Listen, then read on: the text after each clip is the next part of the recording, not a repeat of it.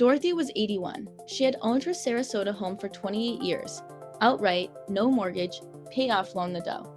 Worth $310,000. It was her retirement, her security, the thing she planned to leave to her children.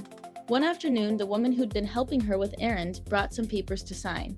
Dorothy trusted her.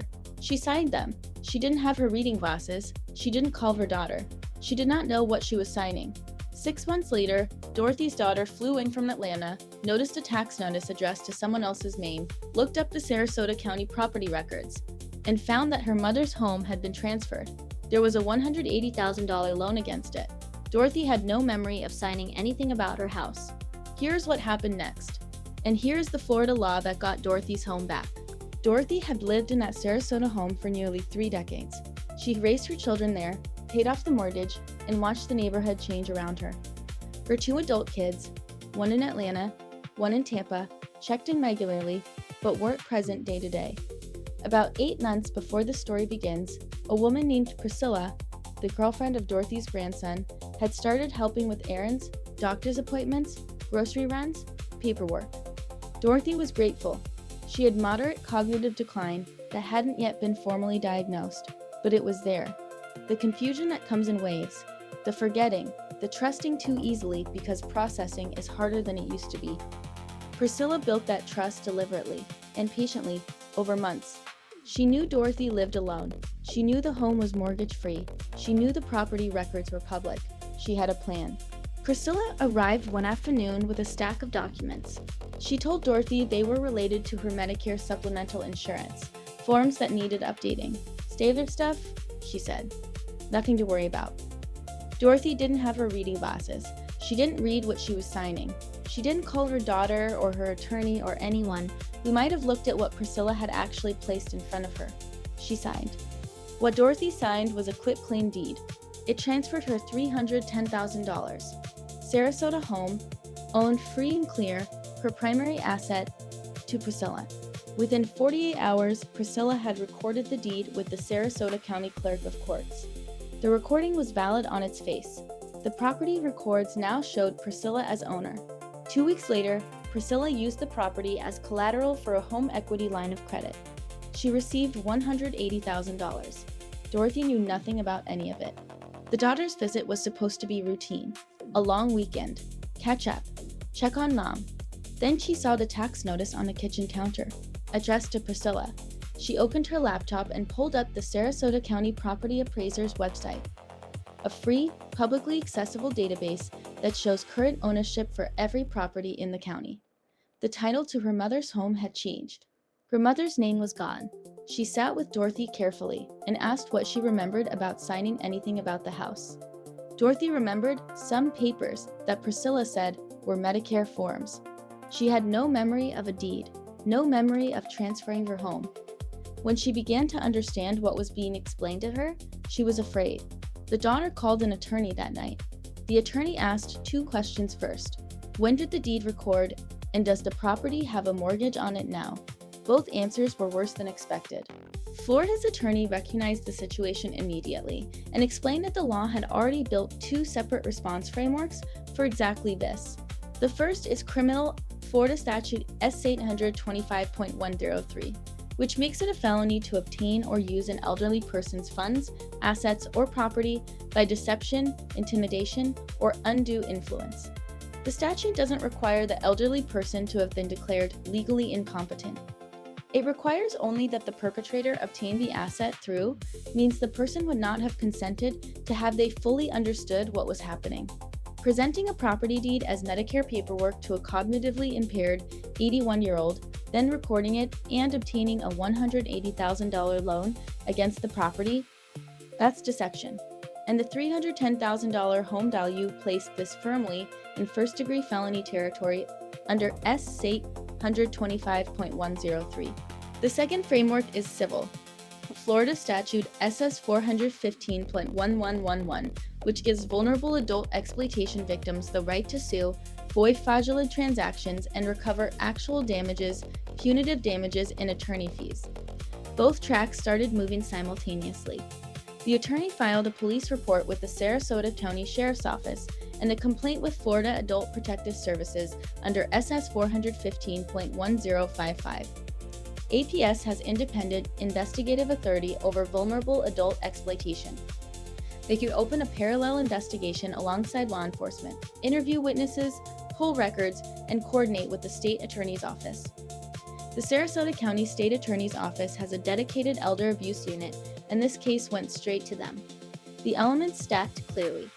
Dorothy was 81, well above the 60-year threshold that defines elderly person under the statute. Priscilla had a caregiver relationship with Dorothy, as defined by Chapter 825. She obtained the property by deception, misrepresenting a quitclaim deed as Medicare forms.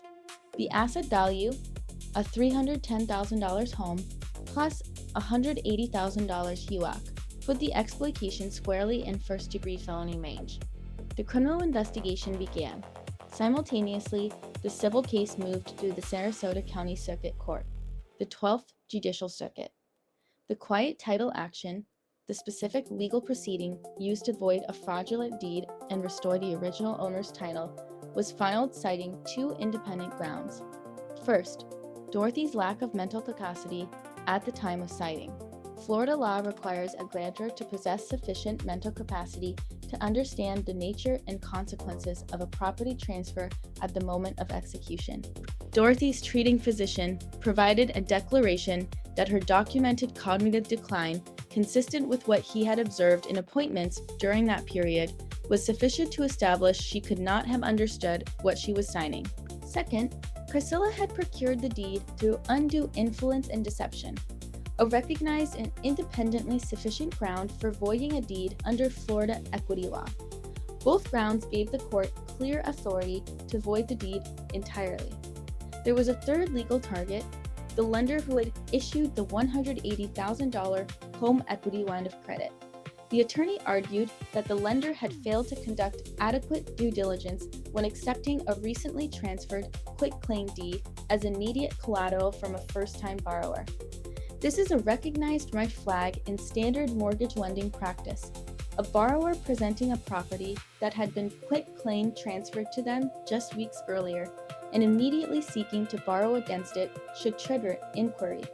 A basic investigation, a title search, a conversation with the previous owner of record would have revealed the suspicious circumstances of the transfer. The lender's failure to make that inquiry when a circumstances demanded it exposed them to a negligent lending claim.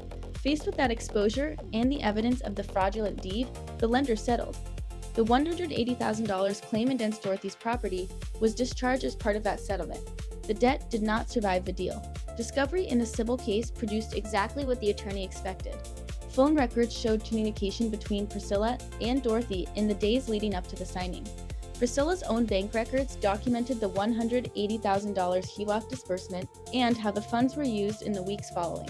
The grandson provided testimony about the nature of Priscilla's relationship with Dorothy, how access had been gained, how the dependency had developed, the conversations that had taken place about the property. Dorothy's medical records, subpoenaed from her physicians, showed the progression of her cognitive decline in the months surrounding the signing, consistent with someone who could not have understood a legal property transfer even if she had read every word. The physician's declaration turned from supporting evidence into the cornerstone of the court's capacity finding. Priscilla's attorney attempted to argue the execution had been valid. The court was not persuaded. The Sarasota County Circuit Court voided the quitclaim deed. Dorothy's title was legally restored. The lender's $180,000 claim against the property was discharged as part of the civil settlement. On the criminal side, Priscilla was convicted under Florida Statute S. 825.103 and sentenced to 6 months of probation with court-ordered restitution under SS 775.089. Mandatory in Florida criminal cases involving victim loss, covering the legal fees and costs Dorothy's family had incurred. The home, all $310,000 of it, came back to Dorothy. No litigation fees remained, no HELOC hung over the property.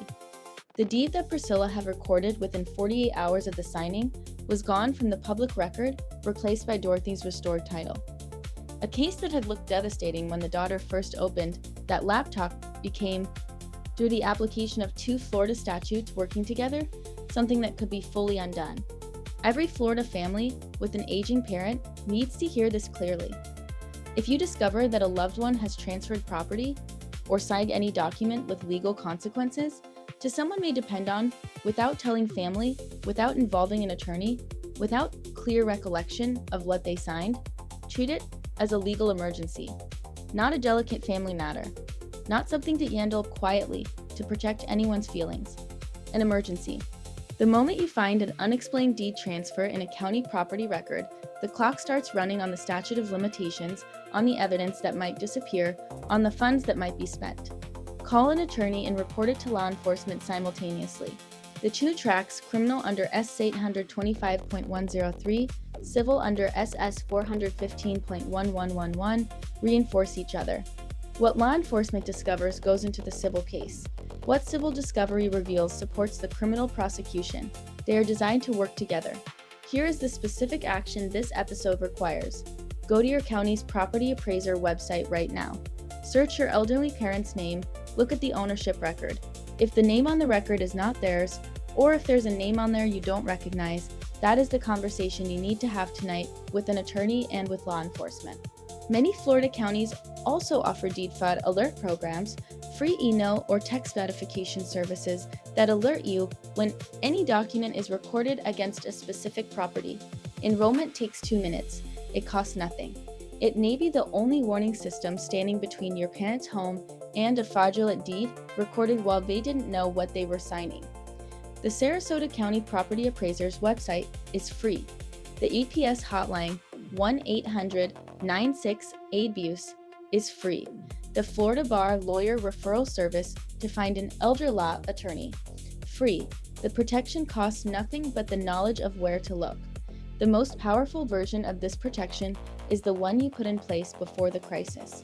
A properly executed durable power of attorney designates a trusted family member to handle legal and financial matters on behalf of an aging parent, eliminating the need for an elderly person to sign anything on their own when a caregiver shows up with a stack of papers. Irrevocable living trust, properly funded with the home as an asset, means the property cannot be transferred by quitclaim deed without trustee authorization. And a formal cognitive assessment, AMMSE, or MOCA administered by a physician, establishes a documented record of capacity at a specific point in time, which becomes critical evidence if a transfer is ever challenged. These are non-expensive or complicated steps. They are the steps that make Dorothy's situation something that never gets started, rather than something that has to be reversed in court. 2 things tonight. First, call the elderly person in your life who has a home in Florida and ask if anyone has brought them documents to sign recently. Not accusatory, just checking in. Second, go to their county property appraiser's website and look up their address. See whose name is on the ownership record. It takes 60 seconds. If the name is wrong, you are no longer in prevention mode. You are in the legal emergency mode that Dorothy's daughter found herself in.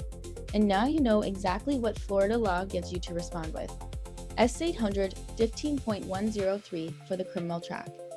SS 415.1111 for the civil track.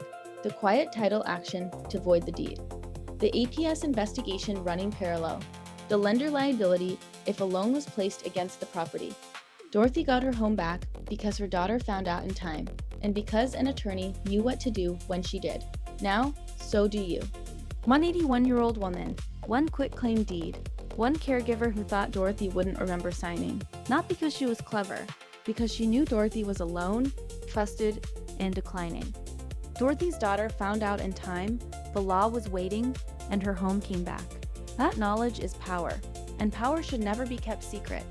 If this episode made you want to call a parent or grandparent tonight, hit like, share it with every family with an aging parent who owns a home in Florida, and subscribe if you haven't already.